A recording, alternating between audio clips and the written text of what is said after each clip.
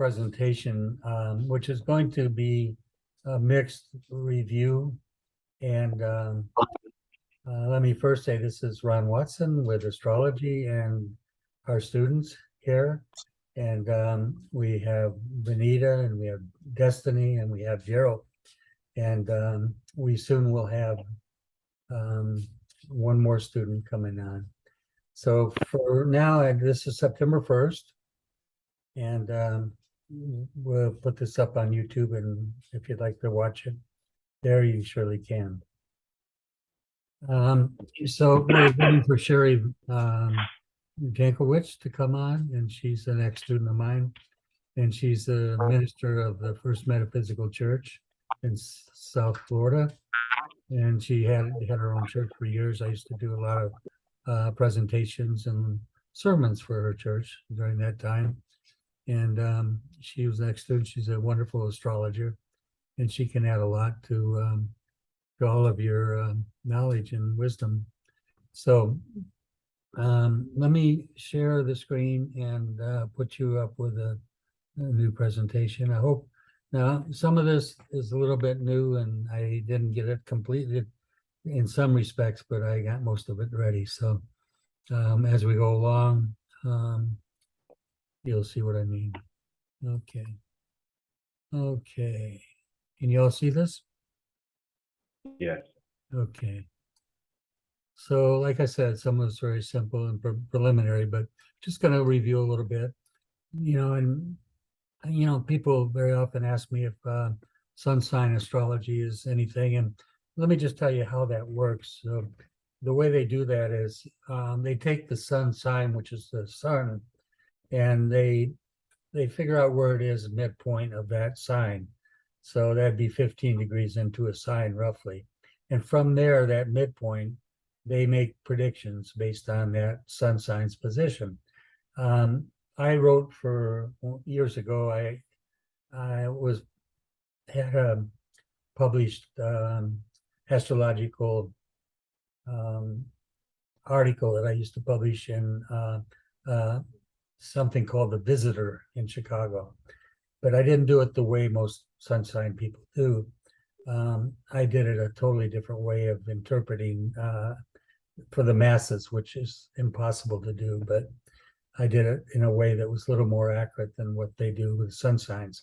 Anyway, to make this short, newspaper astrology is not going to do much for anybody, and it's just one part of astrology. The one thing I like about astrology readings in the newspaper is that at least it attracts people to astrology. It serves a purpose. And I'm always amazed and intrigued by people that are totally sold on those readings.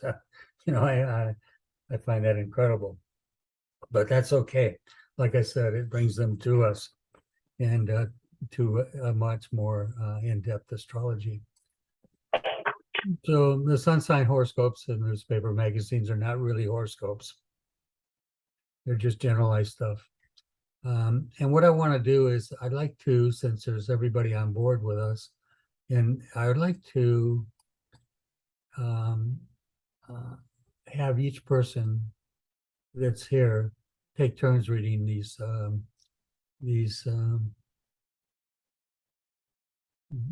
little slides. And so, and I'll give, we can start with Jared, and then Okay. and then from there, one of you can pick up and do it, and then keep that order as we go along. And so, so this here is pretty obvious. These are sun sign astrology. They're not valid. And as I said, the value is probably that it brings people to it. So let's go with Jared. You read the next one. Okay. So 4 major influences of astrology. Each planet has functions. For instance, the moon indicates your emotions, Mars your energy, etc. Each sign affects how the planets function. Any planet in the sign of Aries, for instance, will tend to be extra active.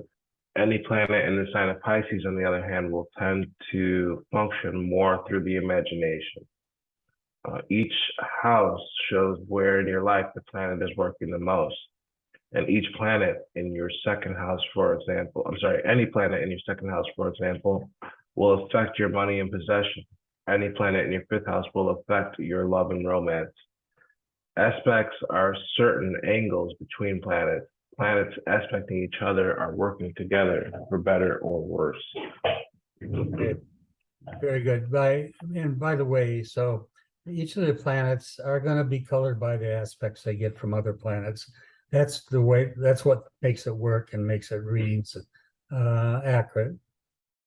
I look at the aspects of planets as angels, angelic influences. The word angle and angel are identical almost. And I believe there's a reason for that, that these are angelic influences. And they're impinging on all of us all the time, especially from the birth chart.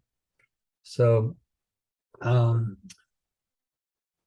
when we get to the next one, whoever wants to pick the next one up, here it is. I can do the next one. Good. What's the difference between a sign and a house? Picture a line drawn across the sky along the apparent path of the sun. Now imagine that line extended around the world to form a circle. Astrologers divide this circle into 12 equal sections called signs. The point where the circle meets the eastern horizon is called the ascendant or the rising sign. In your horoscope, the ascendant is just as important as the sun sign, something that some astrology books don't mention. The ascendant affects the way you look at things and frequently the way you look. Very good. So in my case, for example, I'm a double Sagittarius. What does that mean? People sometimes refer to themselves as a double sign. I'm a double Aries, a double Sag. The reason that's true is because I have ascendant Sagittarius, I have a sun sign Sagittarius. So that's called a double Sag. It gives a much more influence of the Sagittarian sign. Okay. Midheaven, go ahead. The high point of the circle is called the midheaven, and it affects the overall direction of your life. If you make a line from the ascendant, the first house cusp, to the opposite side of the horoscope circle, or the point where it hits, you will naturally see the descendant or the setting sign. The descendant affects the type of people you attract as partners.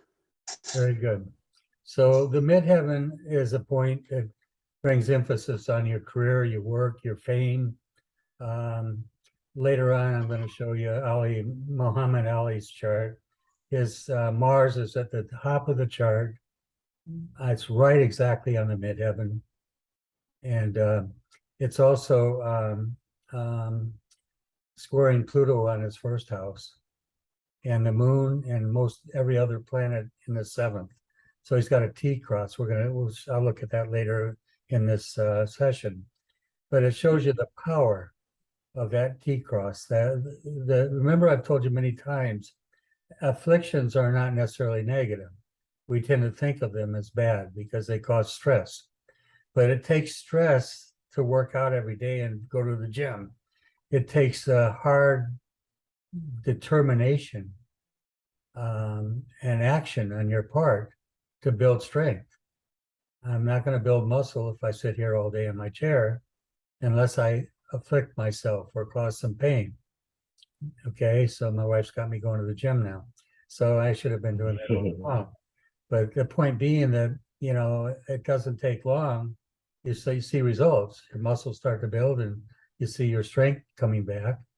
And that is all afflicting yourself. You're causing yourself pain and suffering to do what? To get a good body.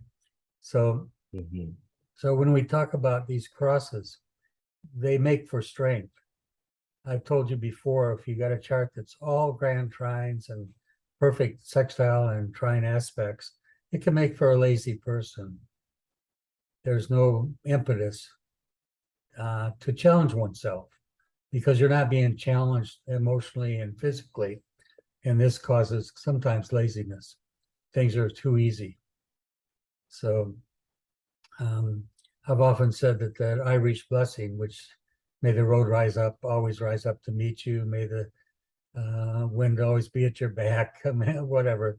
You know, to me, I wouldn't wish that on my children because it's a curse. If you had all that going on in your life and no challenges, you'd be weak. So we don't think of negative aspects only as negative and they're bad. We look at them like Muhammad Ali. We look at that chart. That's an amazing strong chart.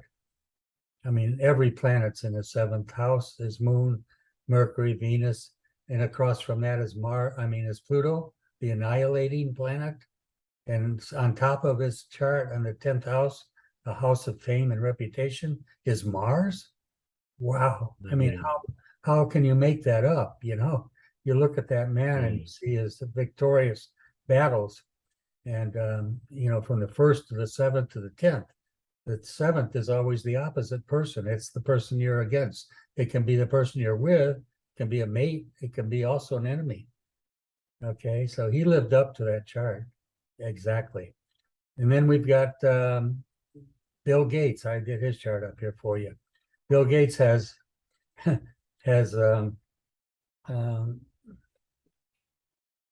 Venus. I'm trying to remember what he's got. Venus and Jupiter. I'm correct. I'd have to go to look at it again. Well, he's got Pluto, and Jupiter in the second house. Second house is money. And Pluto is, you know, have you ever heard the word plutocrat? I haven't. Yeah, plutocrat. It's somebody that has great amount of fortune that uses his money to drive his influence in life and influence others. That fits Bill Gates exactly.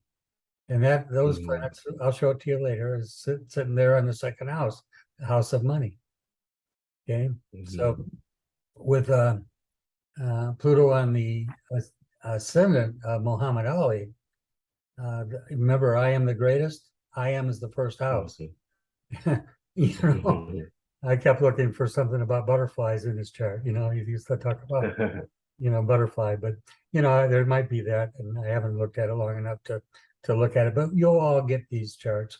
I'm going to share this all with you, so you'll have it. Okay, give you time to review all this yourself. But okay, so we got the midheaven, not midhaven, midheaven.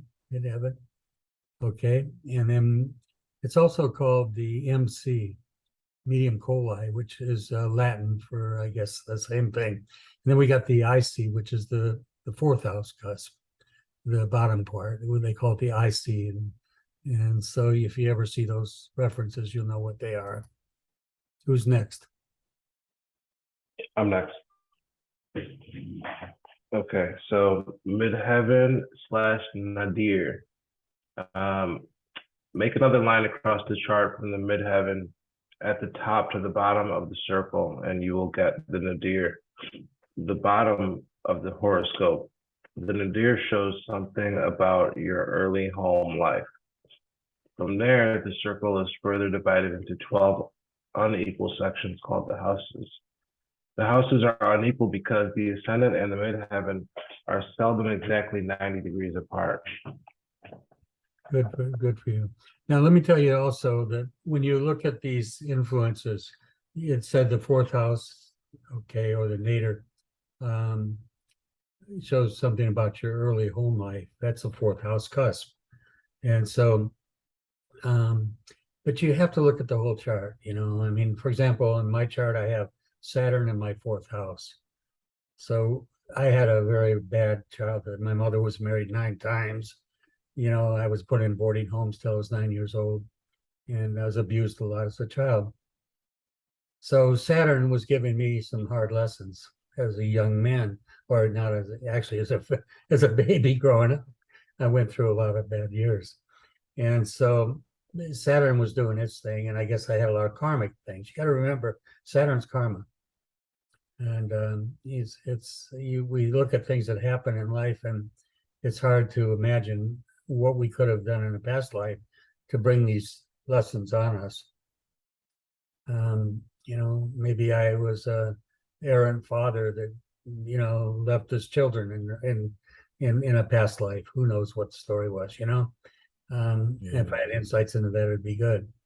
So anyway, so you also, I want you to always remember the threes, the three influences. Okay, the aspect, the house position, which is the last thing that I'm concerned with, but the house position is important, but the sign positions is very important. And of course, the aspects between the planets is most above all important. I could almost read a chart. I can have the wrong time, as I did a chart last week and accidentally did the wrong time. And I can still read that chart pretty accurately because I know the aspects of the angles of the planets. And the house positions can change. If the time's wrong in a chart, you're going to find out that that chart's house positions are all wrong, which in my case, that error last week cost me a lot of problems because of that.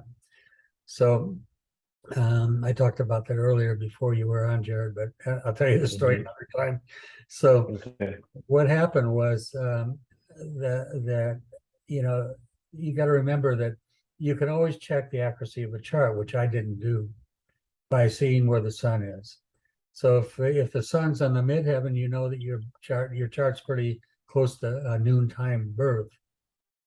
If it's on a nadir, the lower part, you know it's on under the earth. And you can recognize the sun's 12 hours wrong. You could make an AM PM mistake in a chart easily by just putting AM instead of PM. So if it's 6 a.m., that sun's going to be over on the east side, on the left side of that chart, on the first house, okay, or close to thereabouts, okay? And then the same thing on the 7, if it's 6 p.m., your chart's going to be, your sun's going to be where? On the 7th cusp or close to it. So you can check the accuracy of your chart pretty accurately. And as long and many years as I've been doing this, but I somehow had picked up the wrong time on that chart. So you can make mistakes and you can suffer for them. Okay, the difference between house and signs is similar too. Who's next? Okay, who do we have next? I'll read again if you want. Go ahead. Yeah, houses and signs. The difference between houses and signs is similar to the difference between north, south, east, and west, and left, right, front, and back. The rising sign is always the first sign on the eastern horizon, but that sign changes about once every 2 hours due to the rotation of the earth. This is one reason why it's so important to have an accurate time of birth to cast the horoscope. The houses never move or change position. Just the signs moving through the houses are changing with the movement of the heavens. Okay, remember we discussed that last class. And I want it to really be clear. So the houses never move. The signs move through them. They move about, roughly takes 2 hours a day to move through one sign. And you figure there's 12 signs. So 2 hours times 12 is how much? 24. 24 hours in a day, right? So that's it's very simple to understand the mechanics of that. All right. Destiny, you want to read this one? Yep. Houses versus signs. The houses have no names and are simply numbered 1 through 12, starting with the ascendant as the beginning of the first house and going counterclockwise around the circle. Again, the sign affects how the planets act in your life. The houses show where in your life they have an effect. Very good. Okay. Benita? The cardinal signs take action. They charge right in and get the job done, or fall flat on their face, depending on the situation. These are Aries, Cancer, Libra, and Capricorn. If there's no crisis for them to take care of, they have been known to create one just to have something to do. Please remember that everyone has every sign somewhere in their horoscope. The cardinal signs show where in your life you will tend to take action. Very good. Now, let me tell you something more about the cardinal signs. The cardinal signs tend to be more physical in their action. And what I mean by that is, if you have a lot of afflictions in cardinal signs, they often produce physical ailments, okay, if they're afflicted, okay? So when I say physical ailments, It can be anything on a physical level, from cancer to arthritis to all sorts of injurious energies. It doesn't have to all be a sickness. It can be accidents, for example. So, you know, when I see a lot of cardinality in a chart, and I see a lot of planets working their way in those charts, I begin to ask myself, where is it that they have got problems? The last chart I did had Mars afflicting the moon. Well, this is easy to read because Mars is agitation, it's burns, scalds, wounds. It can be acidic over acidic. In this case, it was stomach problems. It could have easily been the breast. Remember, the moon rules the breast and the stomach. I could have went there too. I didn't, but the person has had stomach problems all their life. So when I see that, the reason that, and because these were strong angles, remember, that's not just the signs that are angular. Excuse me, it's not just the signs that are cardinal. The angles of the first, the fourth, the seventh, and the 10th are angular houses. And they're also very much like cardinal signs. They can be much more physical in their action. Like I was mentioning, I think that's my car alarm. Let me make sure. Oh no, it went off. Good. So anyway, so when we see in her case, her moon, when I did the chart last week, her moon was afflicting Mars in cardinal, not cardinal signs, but in the angular houses. So it gave it much more impact because they were angular in their affliction. And so what does that mean to me? It means that she suppresses her anger. The moon always wants to suppress things, keeps it unconscious. And because of that, she has stomach problems. And that's actually what happened. She had a very bad marriage. I saw that she had been divorced, but she tried to get back and reestablish a relationship with that ex-husband, but it never changed. His action was still very abusive to her. And what does she do with all that? She shoves it down, just pushes it all down and takes the abuse and ends up with stomach problems. Okay. So I want you to start reading charts with this kind of extension. I don't want you to just see Moon square Mars, emotional conflict. What does emotional conflict do if you have it all your life? It takes a toll on the body. And so that's how you read. When you start reading charts, you're going to be able to see different levels of expression of these aspects. And that's what makes you a good astrologer. It rules the home. I didn't even go there with that client, but I know that she had a bad home life. Okay, why? The moon is the home. It's a security. It's a sense of fear, and Mars is terror almost.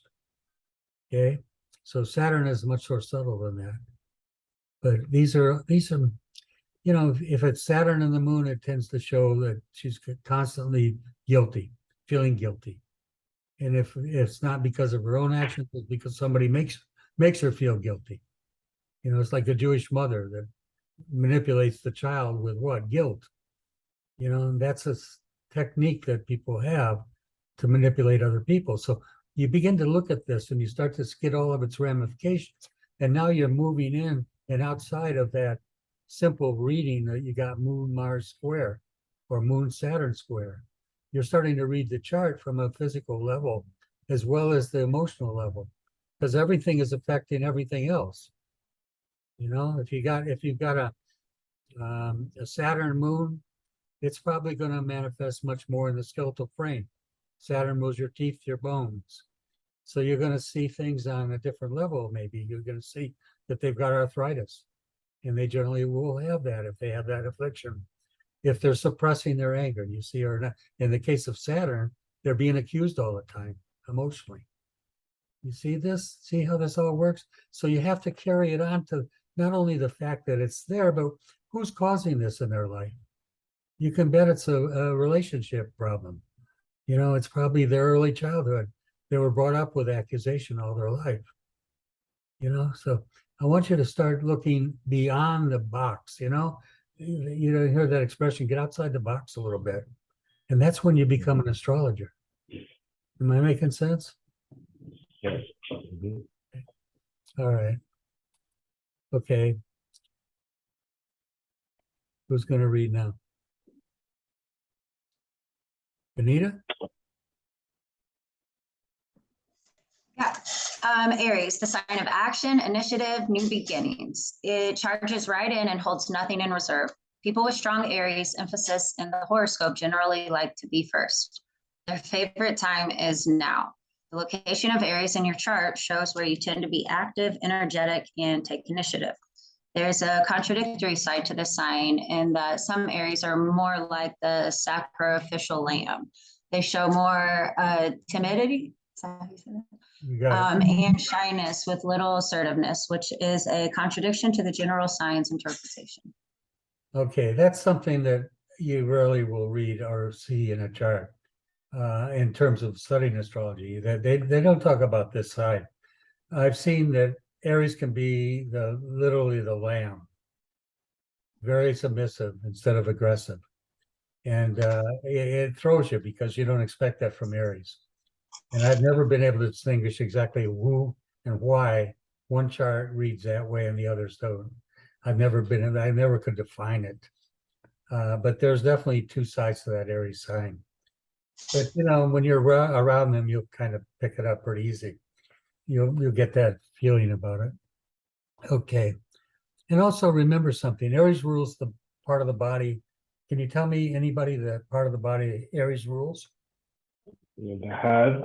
The head. Head, good, head. So very often, let's say you've got Saturn in Aries. This can be blows to the head. It can be concussions. If you got Mars in Aries, it can be cutting, wounds, scars on the head. I mean, I was doing a chart one time for Elena's cousin, who's both of them are professors. They're very skeptic, of course, of astrology. And they're a young child, which at our time, and we were visiting them in Holland, our son, his son was the same age, young, very young.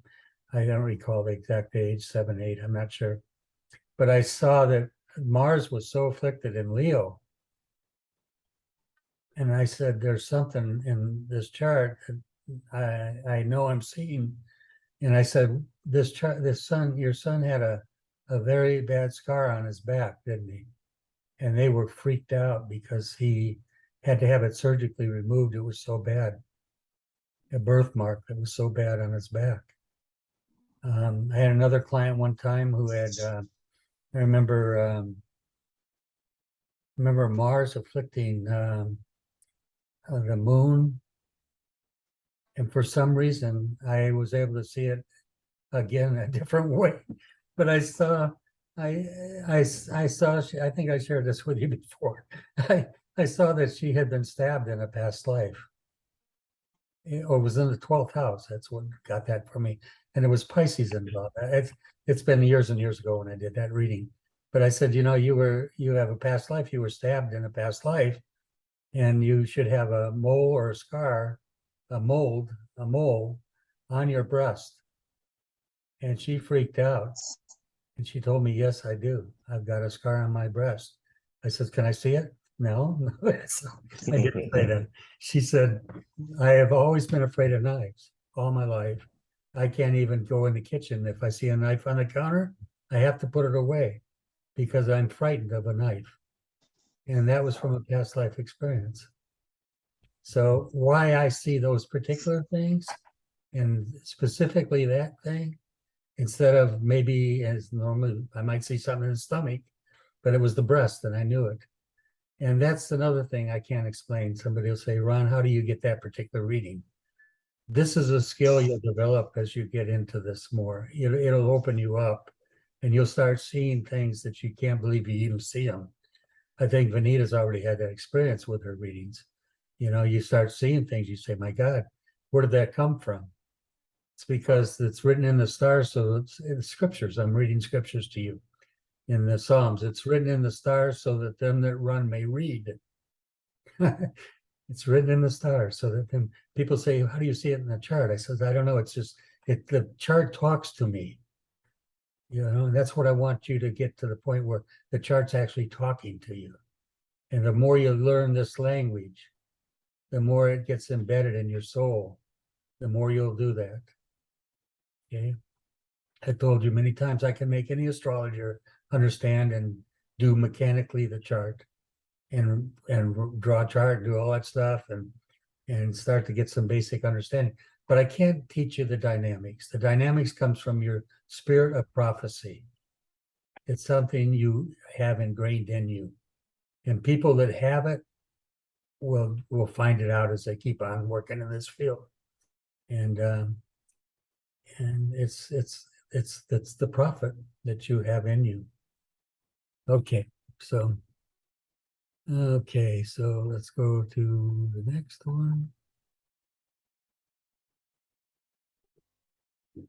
Okay, who's next? Excuse me, I'm up. So the Cardinal Libra. Libra, the sign of reaction. Aries acts, Libra reacts. Aries is individual action, Libra is joint action. Aries charges right in. Libra is famous for saying, on the other hand, Libra rules manners and social graces, things which make cooperation and civil society possible. The location of Libra in your horoscope shows where you tend to cooperate, seek partners, love, peace, quiet, harmony, and show good taste. Yeah, Libra doesn't like to make waves. You ask Libra where you want to go for dinner. Well, you choose it. You go and where you want to go. I see that a lot in the Libra signs. So it's, again, remember, we're going to threes. It's not just Libra, it's the sign of the seventh house. And it's also what's the third thing? Venus. So you're seeing everything on threes. You're talking about the sign, the house, and the planet that's involved in that. For example, I have Venus rising in my chart. I've always been a conciliator all my life. When I was in prison, if somebody looked at me the wrong way, I thought, Jesus, I wonder what I did wrong. It'd always be me. I wonder what I did wrong. I must have said something to that person, and this is a world of conflict in those prisons. So I wanted to always get along with everybody, conciliate, and if I couldn't, I learned how to do it the other way. So, I learned quick. Okay, don't be a nice guy all the time. So anyway, okay, so let's go to the next one. The Cardinal Cancer. Cancer, the sign of instinctive action. It will figure out a logical solution and then do the opposite because it feels better. It can be enormously tenacious when denied something that it wants. As soon as it gets it, it loses interest. However, Cancer is nurturing and emotionally sustaining. Without these qualities, life would be cold indeed. The location of the sign of Cancer in your horoscope shows where you tend to be moody, emotional, instinctive, and intuitive. Yeah, where do you think we got our word, somebody's crabby? Crab, Cancer. You got it. Yeah, well, why are you so crabby? We have these words. It's amazing. Language is an amazing revealer of what's in the soul and what we're about, So, okay. So Cancer is also, it said, likes to hold on. It's almost, think of the Cancer as the crab, gets a grip on you and it's not going to let go, and it's also funny about Cancers. They're again, remember, we're generalizing. Okay, we have to generalize to get to the more specifics, but we're dealing with the moon again. We're dealing with the fourth house. We're dealing with Cancer. All these are energies. I also have found out over the years that Cancers often make very good executives or leaders. They can own their own company. And, you usually think of Capricorn that way. But Cancer is also very administratively good. there's something about the Cancer sign that seems to be able to run a company very well and be in charge. And I think it's the cardinality. So Unknown color. really, okay. Desire is calling me. Desire. Okay.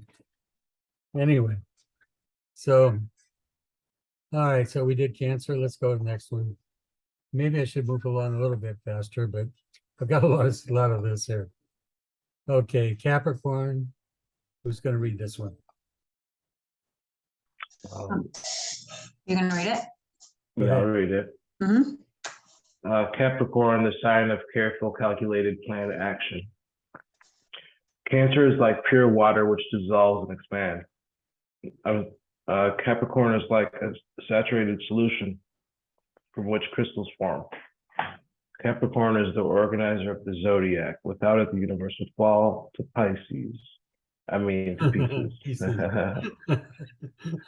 The location of Capricorn in your horoscope shows where you tend to be efficient, organized, careful, and ambitious.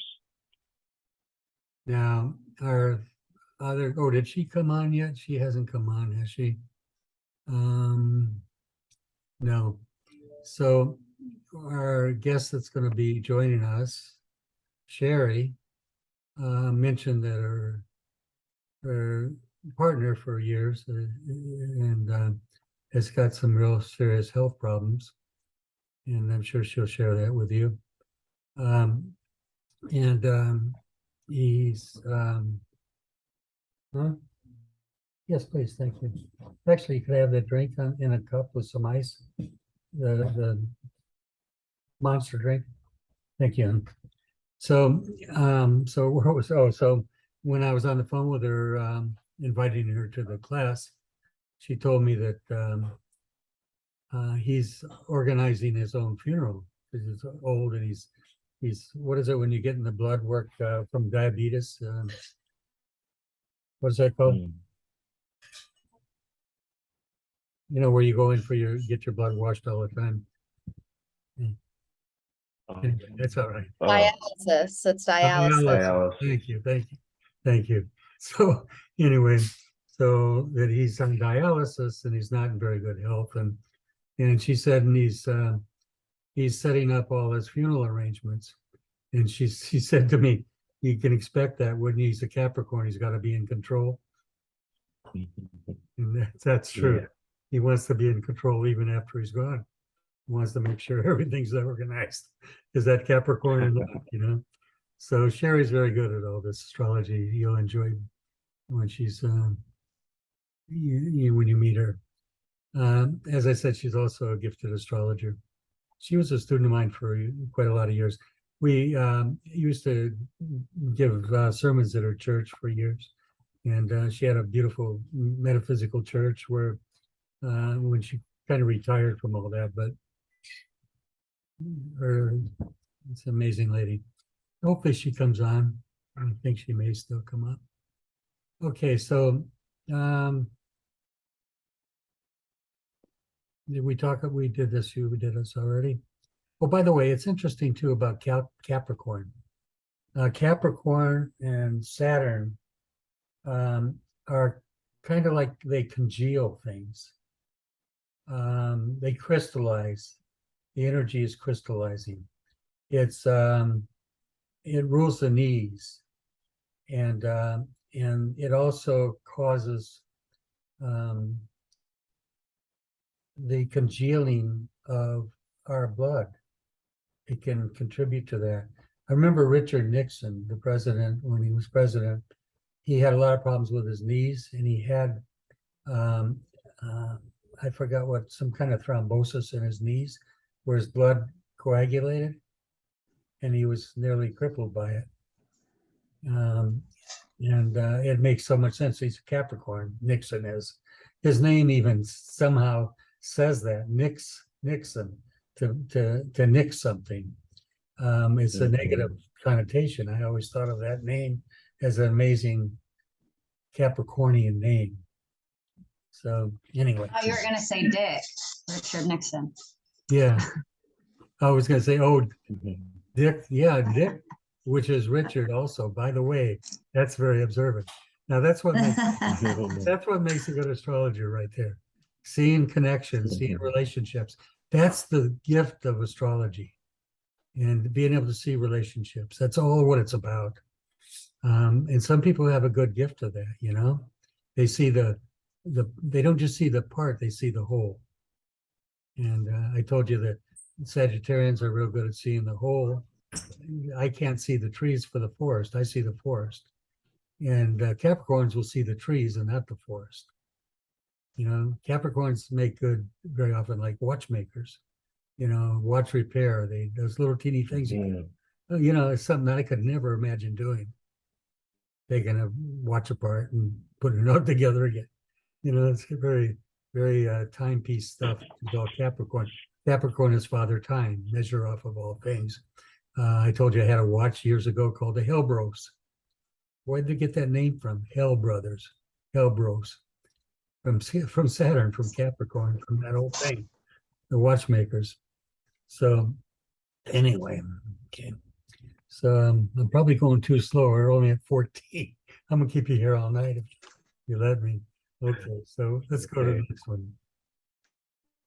Okay. The fixed signs, Taurus, Leo, Scorpio, and Aquarius are fixed in position. Stubborn, the cardinal signs covered in the previous lesson have the urge to go out and move. Fixed signs, however, would prefer to have everything move around them. The best description of these signs is slow to get moving, impossible to stop. Once they start to move, get out of the way.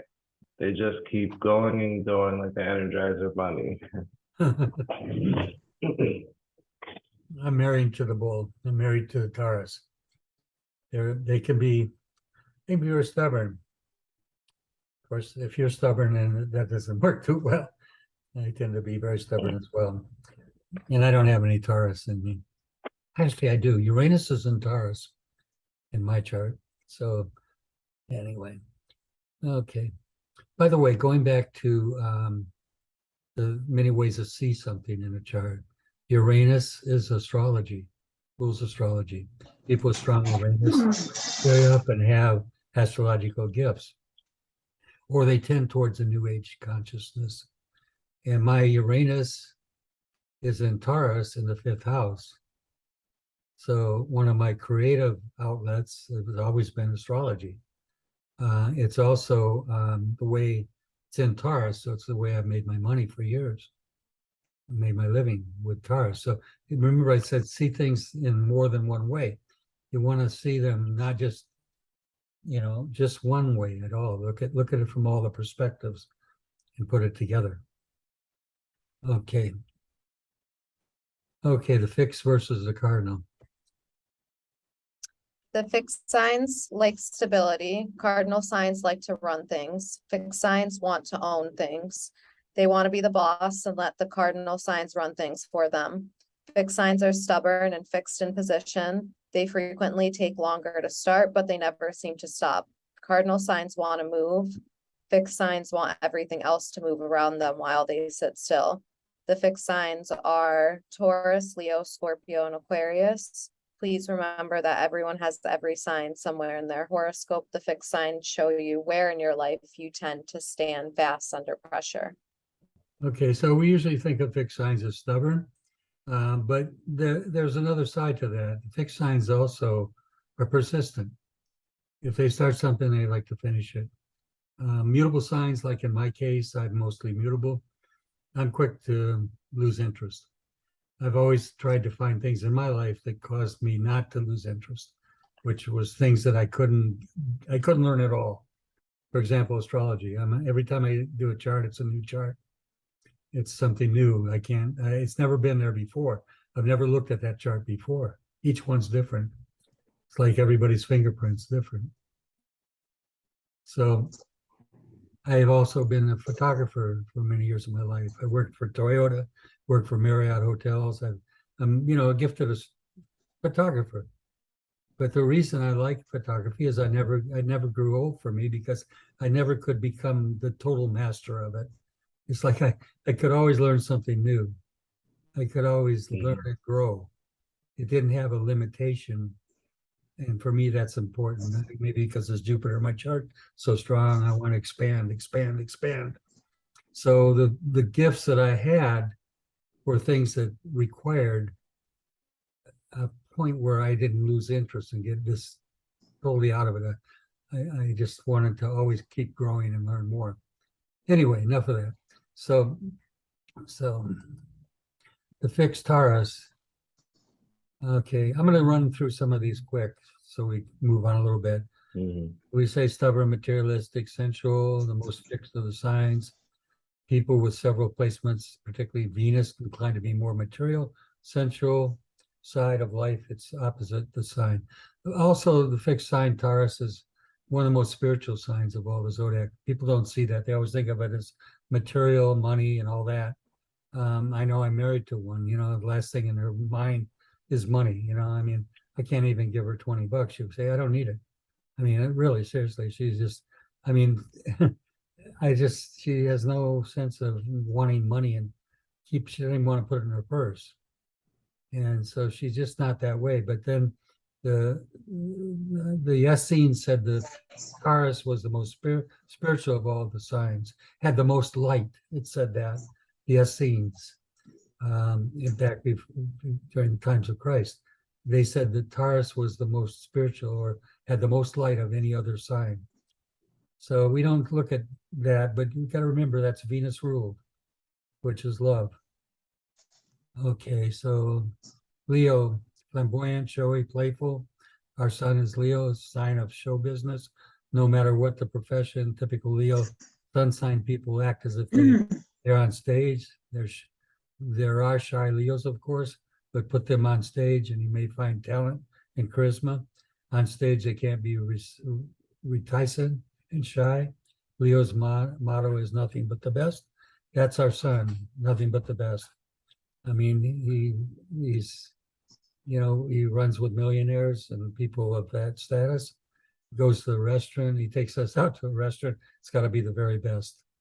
Usually, I think the last time he took us to dinner, it was $350.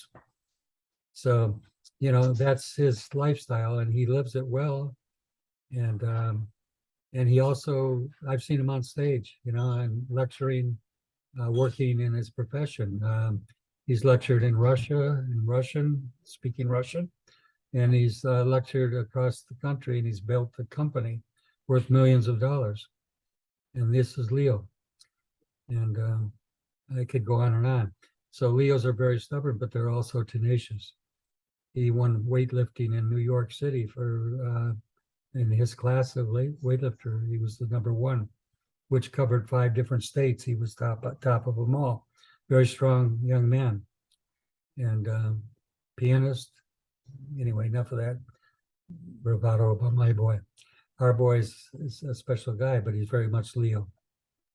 Scorpio, secretive, obsessive, sexy.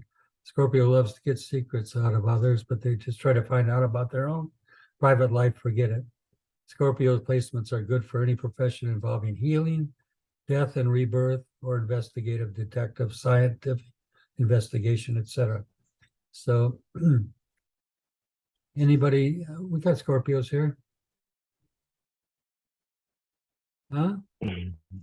Very conjunct Pluto in Scorpio as well. So that's Yeah. that's a lot of Scorpio. It really is. Yep, it really is. So, the thing with Scorpio, they say they don't have a crisis, they create one because they need it to grow. They need a, Yeah, that's appropriate for younger years, I think more so. I'm a little bit more aware of it now. stabilizing more, yeah.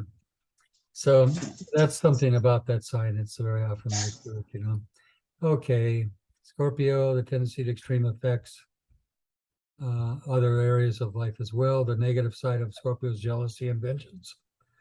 Please remember, once again, this cannot be emphasized enough, that we are referring only to the nature of the individual signs. Everyone has every sign somewhere in their chart, and everything the chart has to be taken in consideration. That's why we get some Virgos who can lead and some Capricorns who are totally disorganized. However, this is not the trend. As Damon Runyon once wrote, the battle does not always go to the strong, nor the race to the swift. But that is the way we bet. Anyway, the way to bet. I guess what I'm saying is that, you know, there's so many factors in a chart. There's so many possibilities. You don't jump on one reading or one interpretation for something and not look at the rest of the chart, because you need to look at the whole. The more you can, you know, it's like computer charts. All they can do is take out piece by piece by piece and put together a report. You, as an astrologer, your job is to integrate it all and to make it meaningful. So that's the difference between working with a computer or working with your own innate sense. Keywords are strange, unusual, shocking, far out, peculiar, socially unacceptable. All these only on a slow day. However, this is also the sign of genius. So in the horoscope, it shows where we have the potential to transcend the ordinary. This is also the sign of friendship. Aquarius sun sign folks are said to be closer to their friends than to their own family. So, okay. Now, one thing about mutable signs, if you have mostly mutable signs, you tend to run away from things. My way to deal with crises or conflict is, I don't need this, goodbye. That's why I was married 4 times. That's why I was married 4 times. That's why I just don't need it. I mean, I'm either, I honestly believe this. I believe it, and I tell my clients, you're either living together, you're dying together. A lot of people choose to live together. They're not living together. They're dying together. Okay. So some of you have experienced those things in life, and you have to pull away, or you're going to destroy yourself. Okay, and it takes sometimes a lot of strength to do that. But mutable signs are adaptable. So the Gemini, Virgo, Sagittarius, and Pisces would rather talk than fight. They would rather talk than actually get anything done, actually. So, okay. So, oh, I'm gonna drink the cold instead. No, thank you, honey.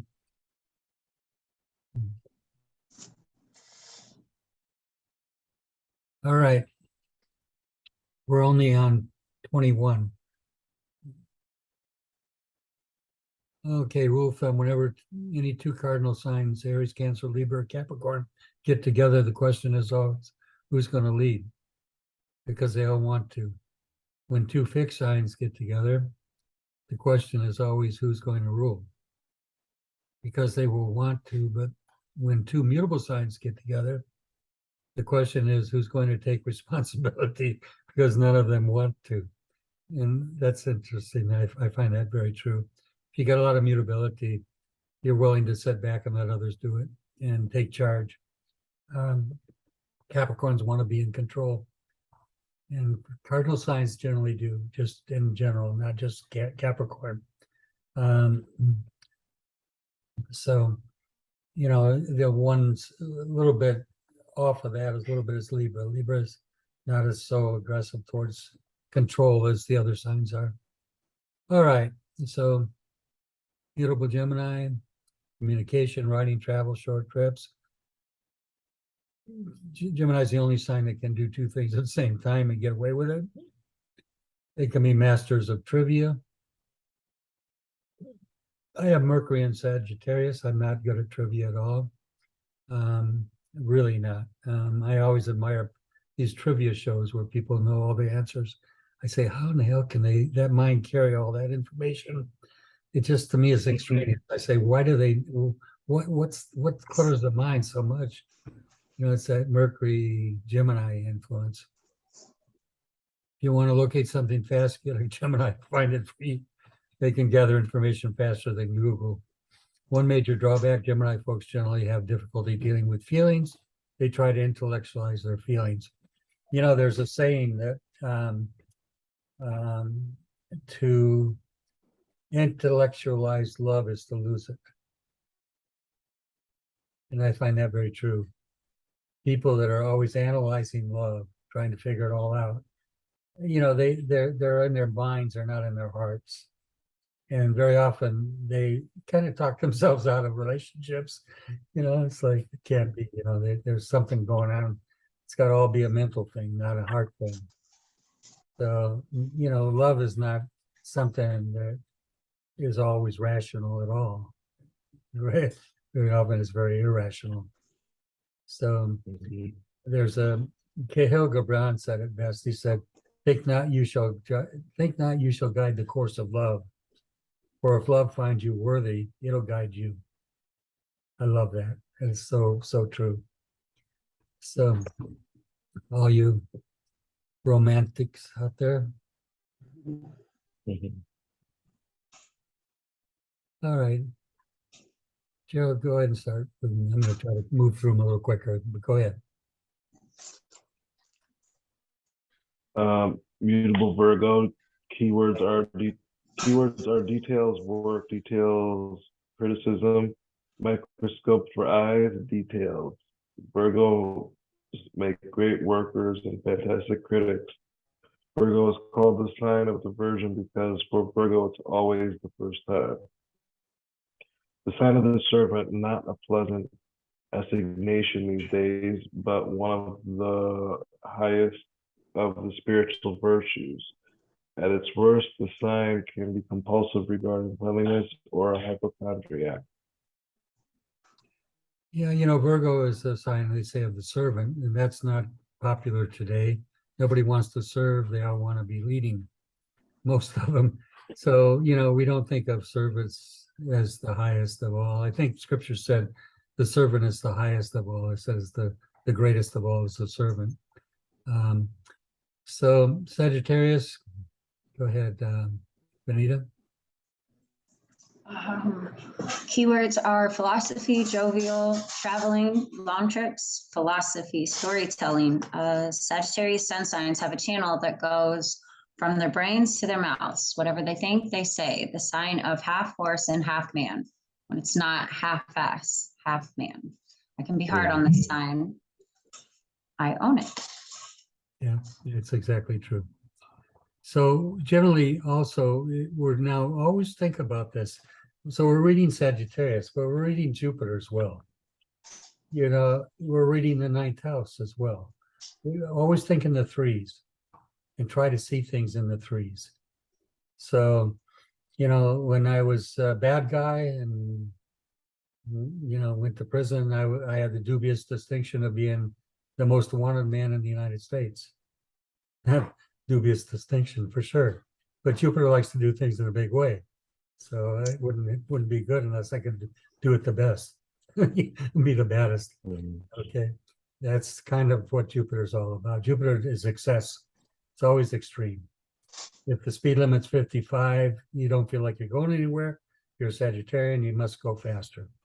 You must be moving beyond the speed of limit. And so in my life, when I was young, I got so many tickets, unbelievable. I had one time in California, I had a new car and new girlfriend. I was doing 100 and some miles per hour. And the cop that chased me had spotted me on his radar. It took him 30 minutes to pull me over because he couldn't catch me. And when he did catch me, his car caught fire. His car caught fire. His engine caught fire. And he was really angry at me. And he said, I've never seen anybody speed so much. But, you know, he says, I couldn't hardly catch you. But the point being, I mean, it was a stupid act, you know, young guy. I was in my early 20s. But the point being, you know, I was lucky he didn't take me to jail. He told me I should take it to jail, but he says for reckless driving, but I'm not going to. He said, but you better slow down. Anyway, I got a good ticket for that. So anyway, Sagittarians, we tend to speak our mouth, speak before we think. We're still moving pretty slow. Remember, mutable signs are imagination, dreams, illusions, substance abuse. This is Pisces, by the way. Dancing, otherworldly, Remember Isaac Newton, the Capricorn, who said that the universe runs like a clock? Well, who else but a Pisces like Einstein would say that space warps? This is the only sign that can be alone in a crowded room. A spacey, faraway look is a dead giveaway that the person has a strong placement in Pisces or has the ruling planet Neptune strongly placed. How do you figure out if a Neptune or any other planet is strongly placed? Well, we'll talk about that. The thing about it is that I remember I picked up a hitchhiker one time near a college campus, and he kept using the word circuitous. I never heard anybody ever use that word before, circuitous. I turned around, I looked at him, I said, "Are you Pisces?" He said, "Yes, I am." "How did you know?" "I don't know, because the word itself, just full circle, circuitous, the Piscean sign is the last one of the 12. And for some reason, it rang a bell for me. And it was a signal to me that he was a Pisces. Crazy, isn't it? So Mhm. anyway, all right.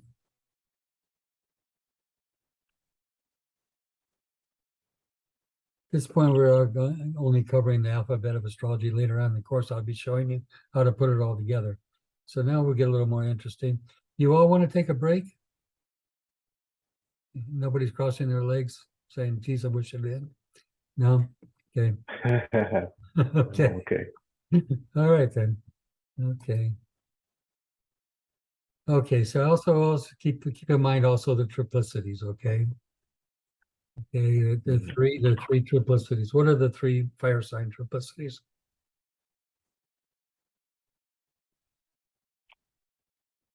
Anybody know? Leo, Um, Sagittarius. Oh, sorry, go ahead. No, go I thought no one was ahead. going to say it. Go ahead.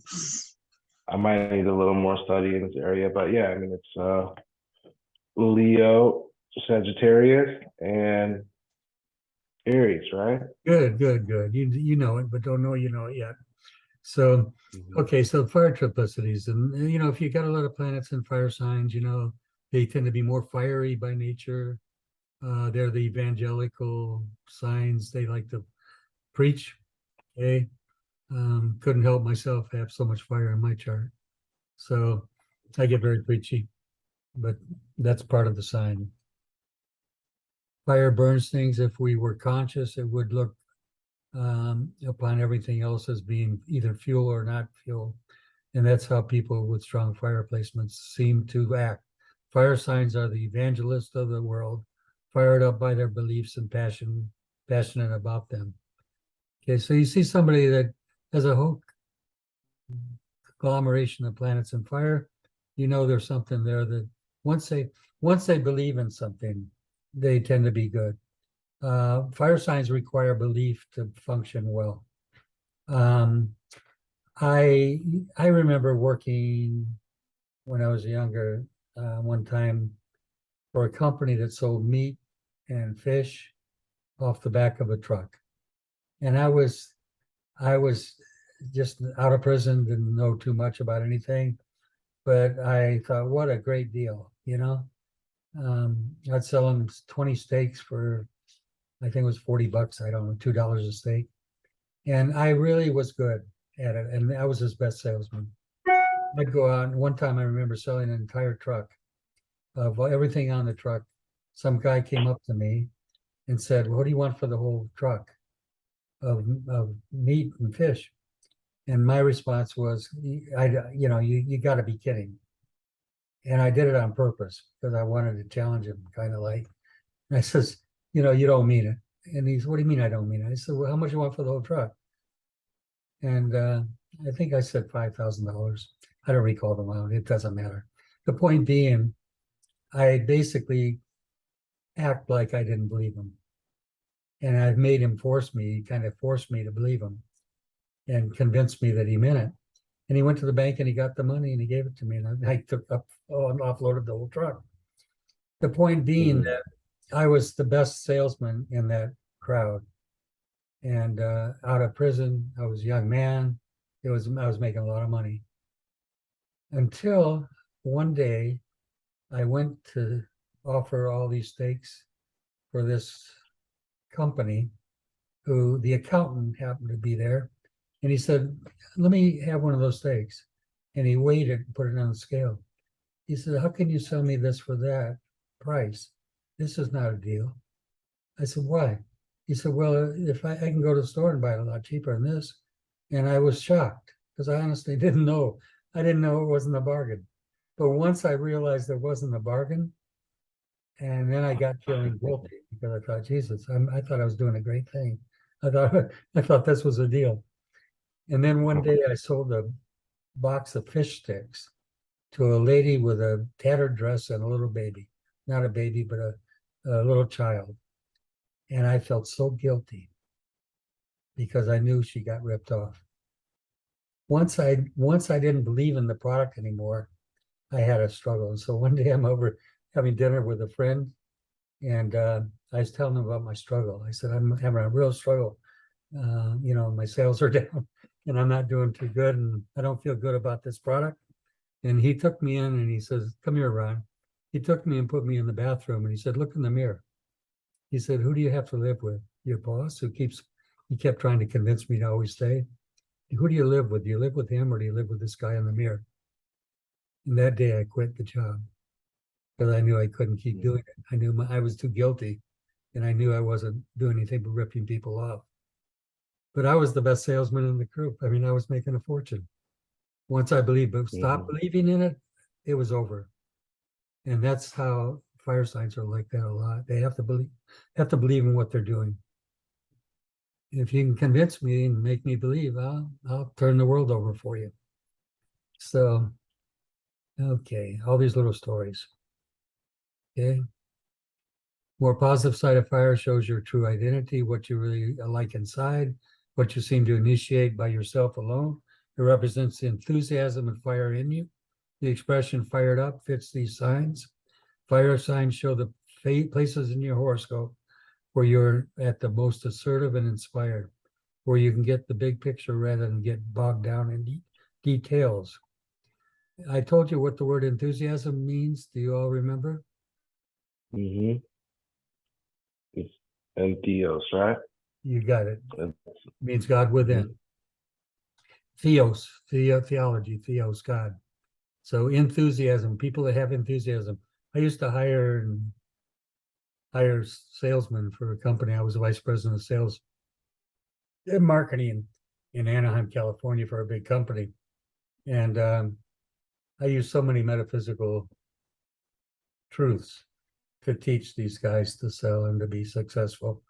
But I would have rather have one enthusiastic salesman than 5 that were technically knew all about the product. Because it was enthusiasm that would work, they would sell the product. And without it, I knew that they wouldn't succeed. I can also tell in my students, those that are fired up, enthusiastic, those are the ones I hang on to, and I want to see them grow. I have a student right now that wanted to come into this class. I didn't let her, unfortunately. But there's something there. There's no fire, no energy, and no determination. And so I just felt it would bog the class down. But the point being that what makes it work for people in life is enthusiasm. Enthusiasm will move mountains. Okay. And it's sort of like the Russian and the Ukrainians. Ukrainians are fighting for their life and for their families and for their homes. Russians don't have the heart for it. And they're taking a beating because of that. What's that, honey? Fighting for their nation. They're fighting for their nation, exactly. And, so, you've got that fire determination. That's something that you can't bring it into other people's lives unless they're motivated that way. Okay, so Cardinal Aries is Cardinal. It shows where you can initiate action immediately, forcefully, and directly. Leo's fixed fire and shows where you are creative, where you can really put your heart into something. Sagittarius is mutable fire. This is a sign of wisdom. Its placement in your horoscope shows where and how you can understand things and make sense of it all. Let me tell you, just because you're Sagittarius doesn't mean you're wise. I went through years of pain and suffering to gain wisdom. I had to learn the hard way. So it doesn't just mean because, okay, I got lucky Jupiter there. I have Jupiter on my cross. is on a grand cross in my chart, which means basically that my suffering will bring wisdom. So you have to recognize that, it's like the speeding car that was going 100 some miles an hour. It's pretty stupid to be driving like that. And that's my Sagittarian quality. But everything to excess. So these fixed fire signs tend to be much more loyal as well. Andre's that way. He's very loyal in his relationships.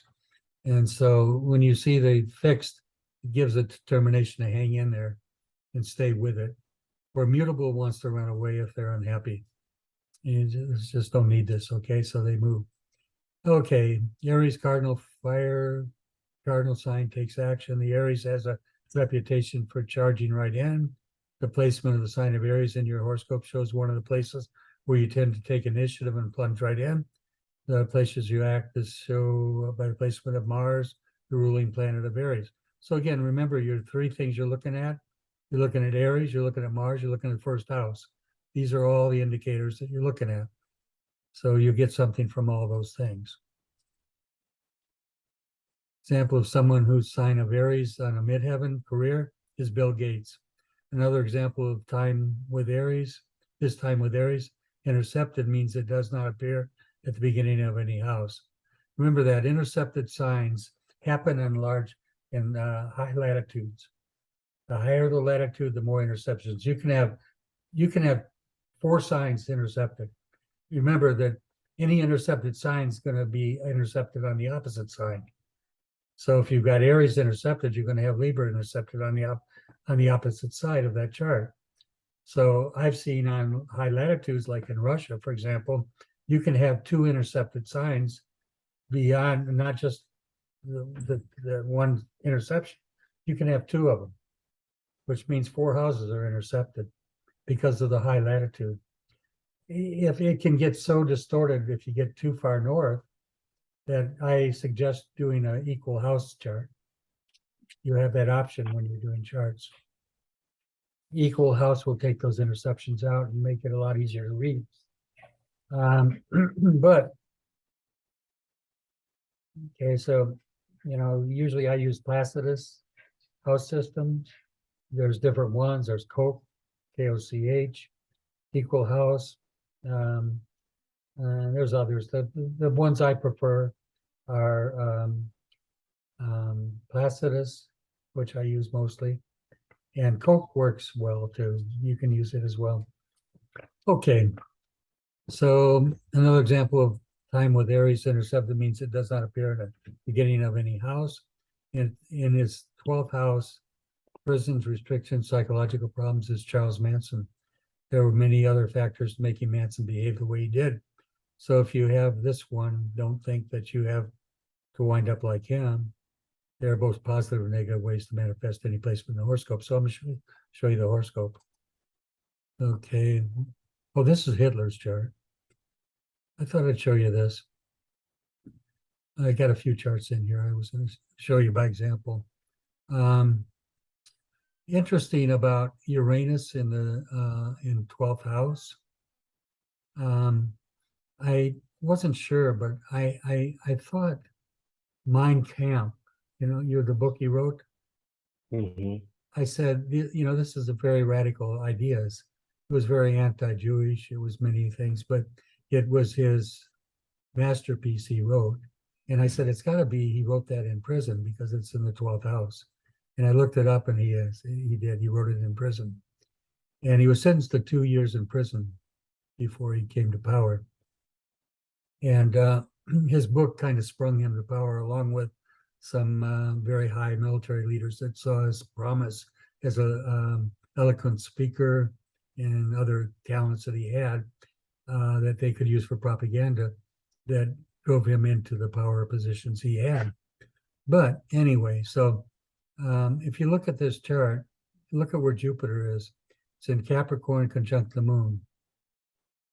And it's squaring Uranus here and Mercury by a long orb. Okay. But the point being, Jupiter's in Capricorn. Jupiter's a planet of compassion.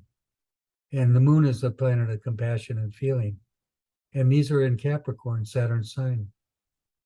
So you see somebody that is very, very cold-hearted and has no feelings and no compassion, Jupiter, absolutely none.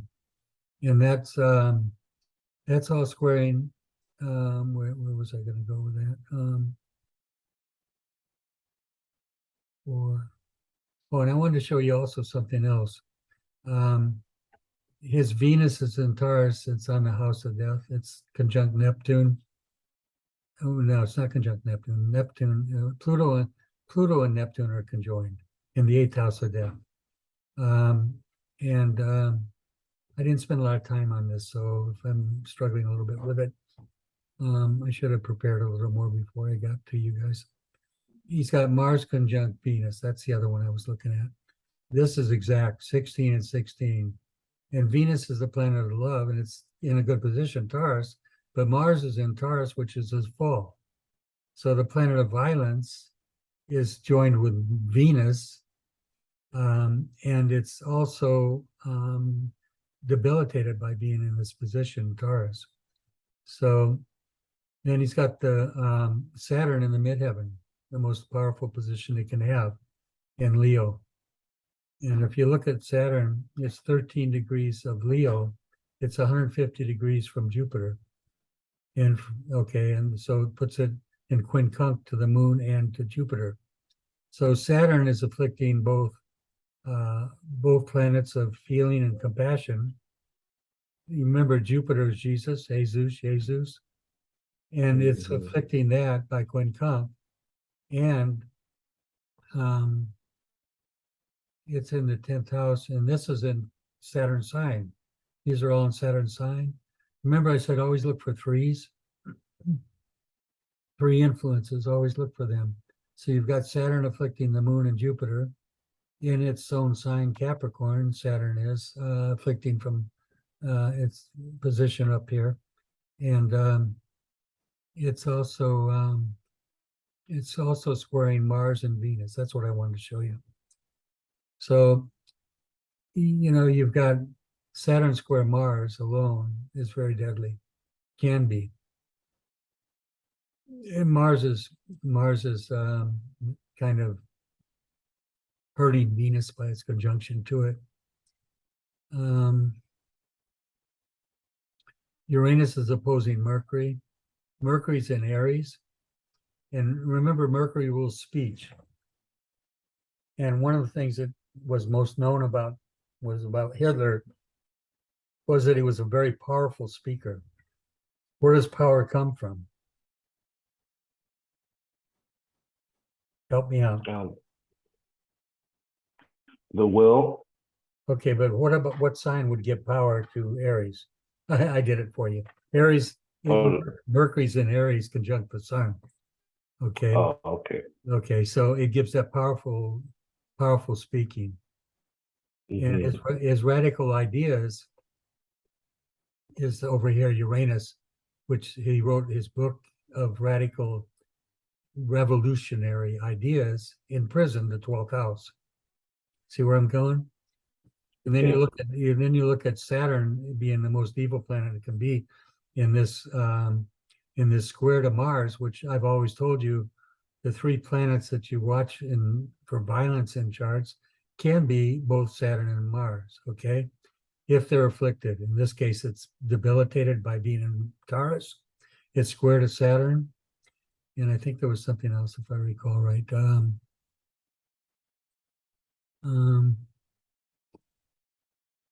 His Jupiter with the moon's interesting because the moon rules the public. And he actually held over sway with the public. He had great support from the public. I mean, he was the hero for a long time. And that's Jupiter conjunct the moon.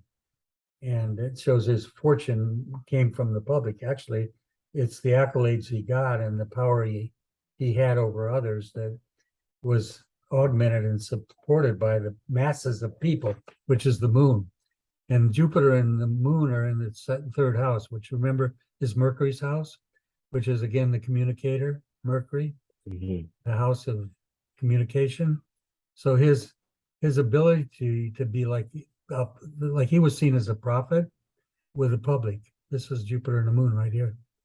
But it was in Capricorn, which was doomed to be destructive and satanic, if you would. You could call it anything you want, but he was the devil in disguise.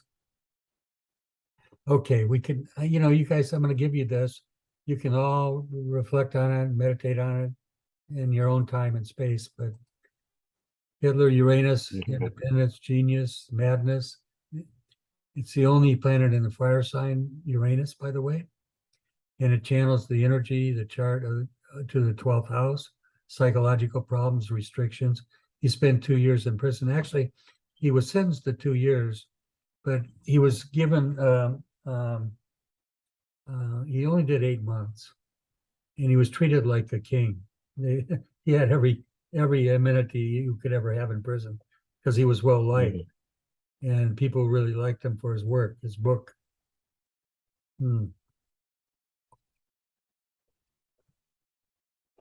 Okay.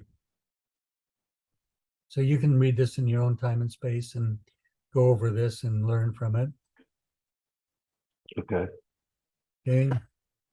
Remember I told you Venus and Mars conjunction is called the love-hate aspect?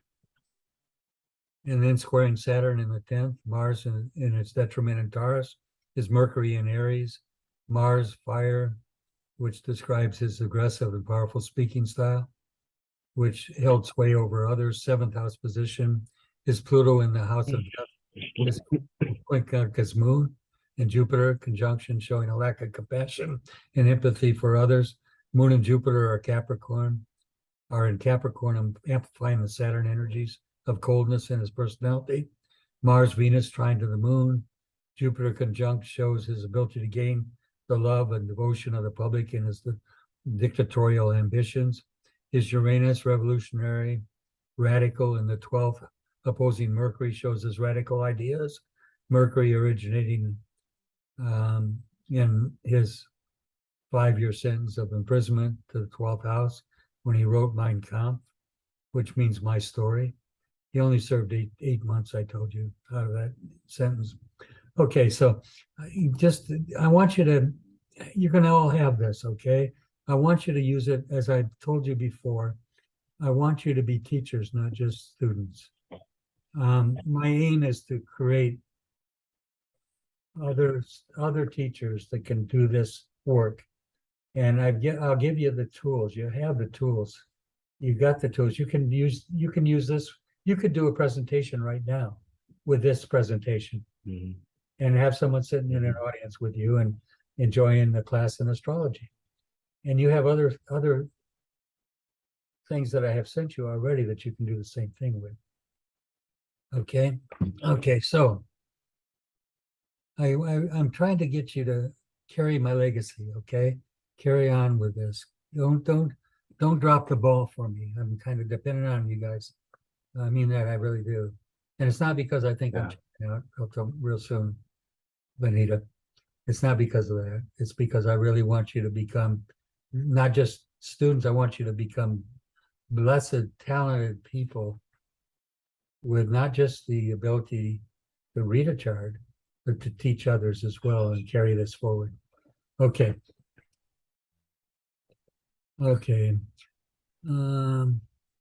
Remember that Leo in the sun wants praise. Always wants to be praised. My sun in Sagittarius, I want to be praised as a wise man. Okay. I want to be sagacious. That's sun in Sagittarius, right? And my sun's in a grand trine to Pluto and Jupiter, which has been very life-saving for me in my life. The grand trine is very powerful.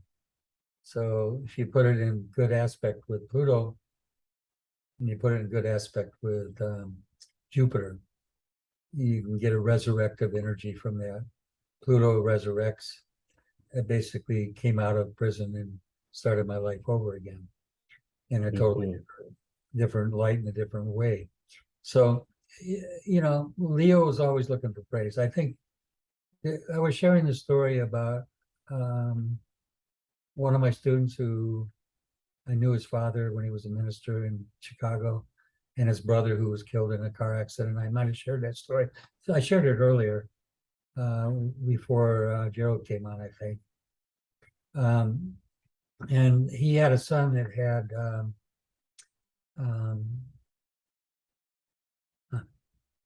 help me out, Ron. He was autistic, correct? Thank you. He had See, autism. I have these moments at this age. That's So okay. he was autistic, very autistic. He was in his late teens, the boy. And I did his chart. He became a student of mine. He came up one day. I didn't recognize him. Hadn't seen him since he was a child, and his brother, and the tragedy of his brother's death. That was another story altogether. But he came to my door, and he said, "I want to be a student." And I had no idea who he was. I didn't know it was the son that I had known as a child. And he was an amazing guy. He finished when he signed up for the course. It was at that time $1,200, and he gave me an envelope before he left and drove off. And I opened up the envelope, and there was $2,000 in there. And I tried to run out and catch his car before he left. So you paid me too much. And I called him finally, and I said, to my friend, I said, the course is $1,200. You gave me $2,000. He said, "Yeah, because you're worth it." And he said, "You deserve more than $1,200. So he took my course, and then he took a second course. He gave me another $2,000. He said, "Ron, don't undersell yourself anymore. Stop this." And that's why you got a $2,000 fee. Based on this. So sometimes you got to have somebody, see your value if you don't yourself. Okay. For sure. Yeah. So I was saying Leo, so his son had autism. And I looked in his chart and I noticed that the closest aspect to his son, which I want you to learn how to do, the closest aspect to his son was Mars. And that tells me that what he needed to do was be in martial arts. And he thought I was crazy. I said, you have to put your son in martial arts. I said, he's autistic. How am I going to do that? I said, do it. You'll see. He put him in martial arts, and he blossomed. He kept saying to his dad, every time he'd do something, "Did you see me, Dad? Did you see that?" It just enlivened him. It made him just totally different. And he changed, and some of his autism symptoms disappeared simply by putting him in martial arts. So, and see, remember I told you that whatever is most closely aspecting your son tells you where you need praise. And I knew he needed praise for something martial arts, something to do with physical activity. And Mars to me meant martial arts. And his teacher loved this kid, the martial arts teacher. And he said he's so determined and he's so motivated. He's never had a student, he said, like this. He said, "I just enjoy working with him." So it changed his life. And that's one of the things you can do with astrology. You can influence people's lives. You can have a big impact on the way they view their own child or the way they see life in a way that's totally different. Anyway, so I'm getting a little long on that. Okay, so it's where you want to express yourself and receive praise or admiration. This can also be a place where you want to be treated royally and have others do things for you. The motto of Leo is nothing but the best. I told you that. It takes hard work to be the best, and Leo is the place where we don't want to be embarrassed by failure. This means that we will either work very hard there and tend towards perfectionism, or give up the struggle and be lazy. I remember my son, I remember one time he was playing for a school function, and he made a little mistake when he was playing. Nobody would even detect it, but he knew he made a mistake. And he was so embarrassed, he went into a back room. He was maybe, I don't know how old at the time, 15, 14. And he started banging his head against the wall. He was so upset with himself. He was 10, my wife says. 10 years old. Okay, well, thanks for correcting me. Yeah. So he was only 10 years old. And he was so embarrassed that, he just couldn't believe he made that mistake. And that's Leo, what we're just talking about. Okay. They want to be the best when they do something. When he was weightlifting, he wanted to be the best. So he was. He won top position in New York City for weightlifting in his class. So that's Leo. They like to do it right. And they're very Leo, they're very determined. It's a fixed sign. Okay, so another example of someone in Leo on the midheaven, career, the sun in Leo in Martha Stewart's chart. A legendary workaholic running a media empire like a queen, named after what else her? She named her business after herself. The other place we want to express ourselves, receive praise and admiration, and have nothing but the best, as our motto is the house where our sun is placed. Martha Stewart has her sun in the 9th house, higher education and publishing. And she publishes a magazine that shows how to do everything to perfection. This is her chart. You guys can look at this in your own time and see what's going on. Okay, so it's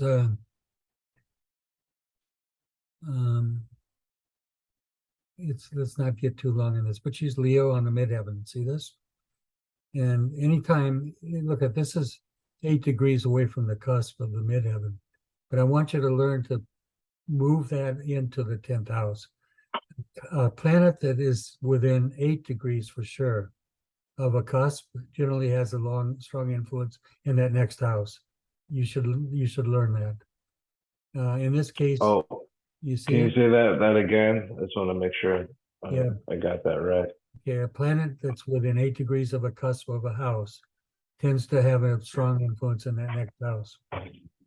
The reason why I asked you to repeat that is because I wasn't sure, and then I think my Jupiter is so close to the 2nd house. I'm hoping that it's going to go into the 2nd house.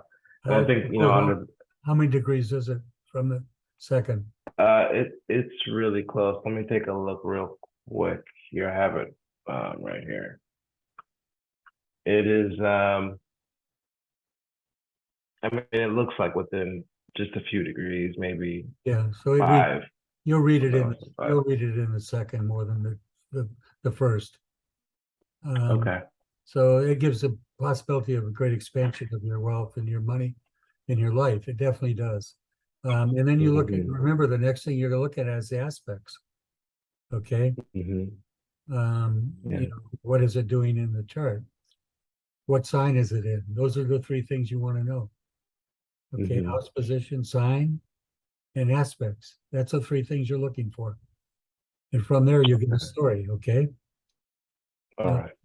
All right. So, anyway, I think I give some interpretation of this. And Jupiter brings luck in Gemini, communication and information. It's in the 8th house, rehabilitating, transformative. And Mercury, communication, is in the 9th house, publication and higher education. Notice how everything points to the same direction. Leo shows business is in the sign of midheaven. Career and the ruler, the sun, is in, you guessed it, it's in the 9th house, higher education and publications. The only aspect to the midheaven are from Mars, energy, and Jupiter luck. Mars also rules the 6th house of work, giving a lot of energy, and it's in the 5th house, fun and games, and showing that she likes what she does. Notice the moon in the 2nd house of money and resourcefulness, her appeal to the public, which is the moon, particularly to women, which is the moon, and homemakers, which is the moon, to create income, 2nd house, in Sagittarius, sagacious and wise about money and resources. The more you read that chart, you'll begin to see it. I'm going to leave this with you. You've got it. So I want you to explore it later. Don't just put this away. Okay. I want you to study the chart and see what you can see in it. Okay. So I've given you a lot to work with, but it'll also, the way I'm reading the chart, you can kind of get a feeling for that. Okay. Okay. We talked about a lot of this. Gemini, it seems like a repeat a little bit. We did a lot of this.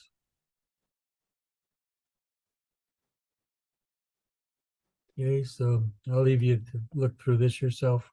I don't want to keep going too long. on Yeah, it. the great thing about this presentation is everything is really spelled out in the actual presentation, so we can read it, you know. You don't have to take a lot of time reading it. We can all read it and then understand it. I like that. I want you to do that, okay? Let's see if there's anything Yeah. specific here. Muhammad Ali, let's look at his chart. This is fun. Yeah. Okay, look at the midheaven. Wow. Mhm. Mars and Taurus. And notice Mars is, you know, it doesn't do well in Taurus, but it does well with this chart. You know, it's a detriment in that position. But it's right on the highest planet in this chart is Mars. And then That's how my sister's is too. what's that? That's how Bella's chart is too, my sister. She has Mars at the highest point. And I actually, Mars and Aries too, and I just realized that because I never looked at her chart or my mom's for whatever reason until like the last week. I went and looked at their birth certificate and put them in my phone. And instantly with Bella, I was like, wow, I get it. I get it so much more now because of the Mars and Aries. And then she has her sun opposite her moon. So just she's not openly emotional or sensitive with me. And I'm like, that's because your sun is literally at the furthest point from your moon. Now I understand it now. So it was a little bit of a fascinating moment to see. Oh, is the sun opposite the moon? For Bella, yeah. And then her Mars is at the highest point of her chart. Okay. Tell me what the sun opposition moon tells you what? That she's born on a full moon, right?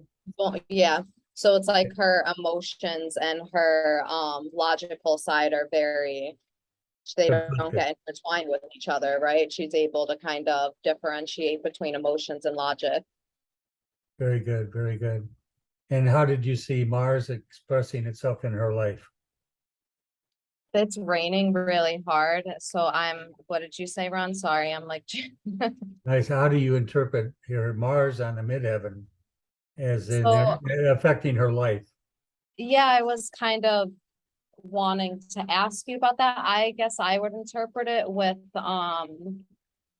since it's also her career, just she may come across as aggressive with careers in general in life, or just maybe dealing with her bosses with her careers. But then I was also getting a little confused because I'm like, is that how she comes across? Because I know the midheaven can kind of be how you can be represented, but then I'm getting that confused with the rising too. So I actually did want to ask you, I know we're looking at Muhammad's, but how you would see that manifesting kind of.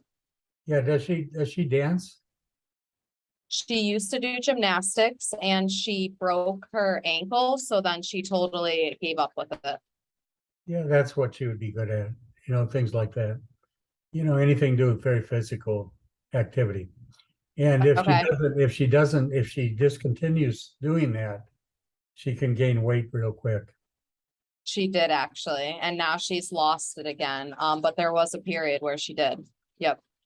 So anytime you see Mars so active in a chart, and people are like in her case where she sprained or broke her ankle, and then she becomes sedimentary. You know, she doesn't do anything physical for a long period of time. She's going to put on weight like crazy. She needs to be active. Okay. That's guidance you can give her. She should either get involved in dancing or something very physical, and then it'll help her a lot. But I haven't got any more information than that. So, you know what I mean? We can look at our chart on our own time and we can do that and check it out. Okay. Awesome. Thank you. You're welcome. So Muhammad Ali, for example, is Sagittarius in his 5th house, the house of sports and games. Any doubts about where he felt safe, secure, and lucky? Jupiter, the rulers in the 10th house, career and public image, showing that he could make a career from sports or creative pursuits. And that's whatever he did in this area would tend to come before the public. Note the T-square in Allie's chart with Mars in the 10th, which is the house of fame and infamy, the highest planet in the chart, along with Saturn and square Pluto on the 1st and the Sun, Moon, Mercury on the 7th. Pluto is the destroyer. The T crosses extreme power, with all the planets of war aligned with such powerful aspects. Remember, I talked about that earlier. I said the squares are power, strength. Mhm. Pluto, the demolisher, is the only planet in a fire sign, and Pluto squares Mars, a violent configuration. The Sun is the lead planet of a horoscope, and the Sun likes attention. Mars conjunct the midheaven gives fame through martial talents. Saturn in 10th conjunct Uranus gives ability to use shock and surprise to advantage. Do you remember one of the things about him was amazing was, you know, people sometimes thought somebody just gave up the fight because he would hit him so hard in such a short, quick stroke. And you couldn't believe he put somebody down that way. You know, that a lot of that's Uranus. His Uranus is really powerful in this chart. Well, I got a different chart here. What happened? Here it is. Okay. Mhm. Okay, so let's go back to this again. Okay. Uranus is with Saturn. Let me tell you something. I want you to always remember this. This is so important in astrology. When you have planets, like if you look here, you got Mars at 3, and then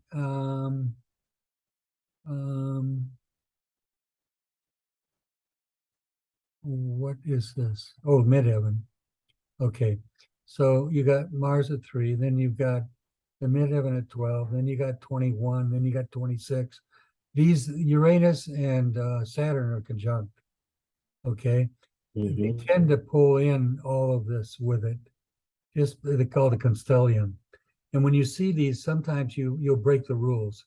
So you say, oh, 3 degrees, my gosh, that's too far from 21 to be an aspect. But what happens is all these tend to pull each other together. And when you're reading charts, don't ever neglect seeing this. Sometimes because the rules say, oh, it should be 8 degrees between Saturn and Mars.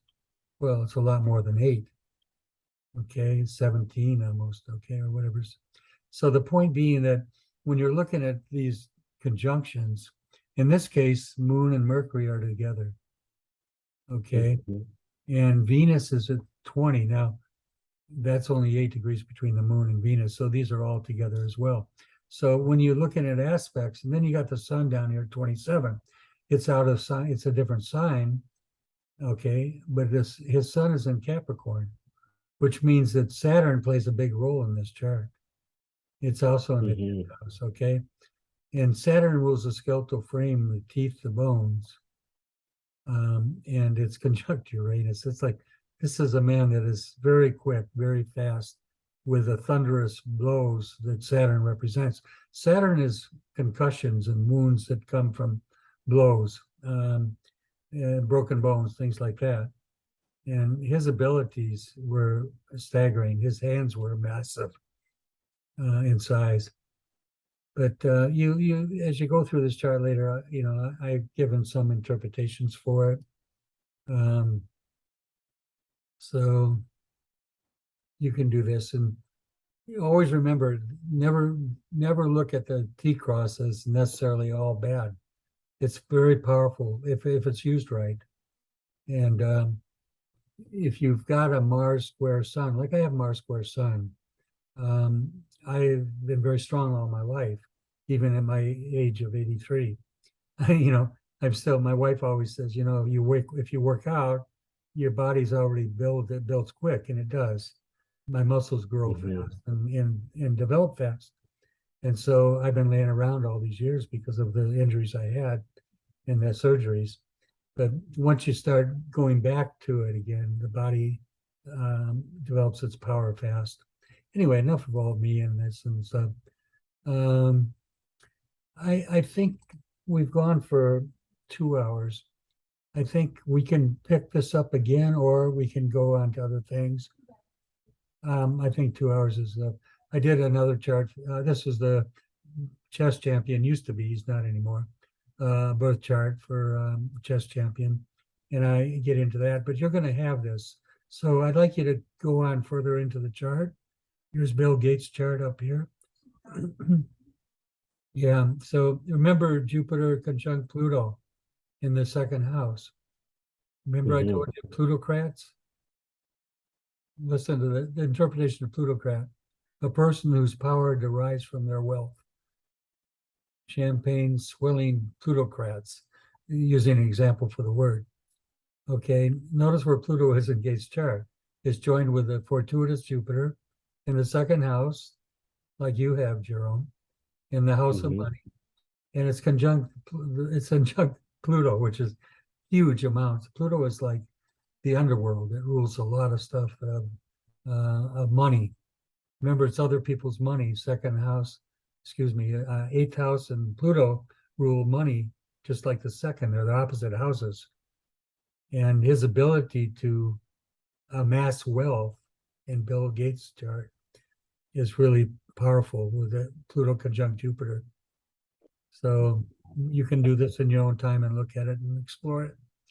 I was So going to say the way he made his money too through software is really that. I mean, it's it's getting a lot of people, other people's money to spend, just a little bit with. To them, it's just a little bit, but so when everybody's doing it, you're collecting billions and billions of dollars. that's right. With other people's money, really in an expansive way. I mean, that's why he became one of the world's richest men. Is just his ability to set that to set things up in a way that was going to be possible. He was one of the first to do it that way. Is what I'm really getting at. Exactly. Mhm. And look at his Uranus on the ascendant, which is all technology and new age stuff. Mhm. And it's in Leo here, rising on the east when he was born. And it's at 2 degrees Leo, right? Well, it's Right. exactly trine to his moon. His moon's on the midheaven. You can't tell by this chart. I took this chart off the computer, off the internet. But the moon, this is the 10th house. And so his moon is Okay. right above. The reason I know it is because you see the darker line here. Yes. Mhm. So that some charts are drawn this way. They show the angularity of the Earth, the shifting of the Earth. So if you look at the moon in the midheaven, right on the midheaven point, is the public, his ability to sway the public or have influence. And it's in Aries, very aggressive emotionally. He also has Venus, if I recall right, I was looking at his chart. He's got Venus conjunct Saturn. That tells me he's had a real rocky marriage.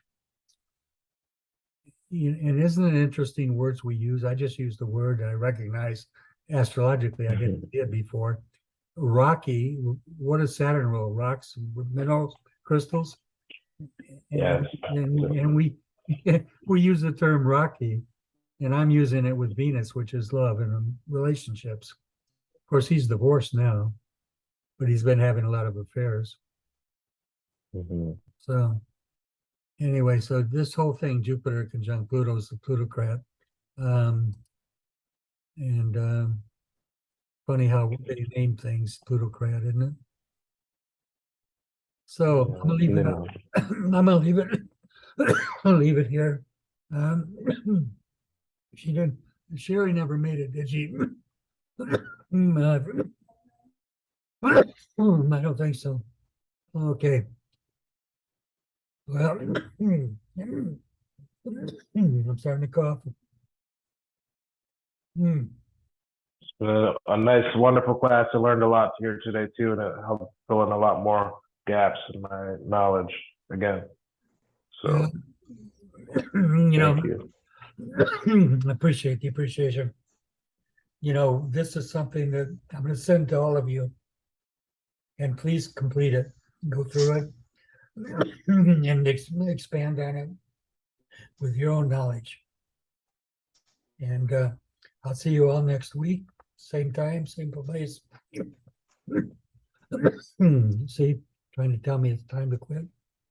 Yeah. Thank you, Ron, so much. Thank you, Ron. I'll see you soon. Okay, girl. Thank you so much too. Okay. Bye, guys. See you next week. Bye. Bye-bye now. Bye-bye.